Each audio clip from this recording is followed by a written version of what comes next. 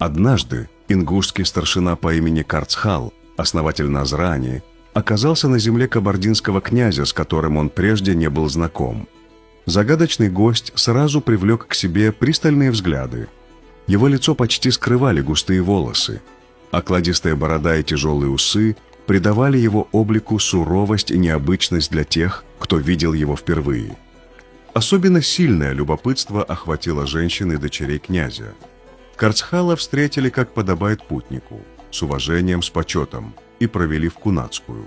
Любопытные дочери князя желали понять, кто он и откуда, но древний обычай запрещал расспрашивать гостя напрямую.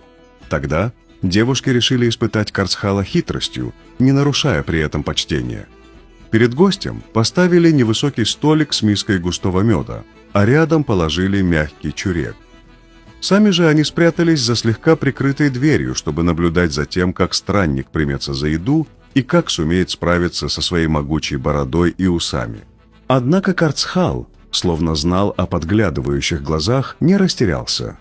Он спокойно окунул кончики пальцев в мед, смочил ими волосы возле рта, закрутил усы и пригладил бороду так, чтобы дорога в рот сделалась свободной, а затем с аппетитом начал кушать мед, пользуясь вместо ложки куском чурека.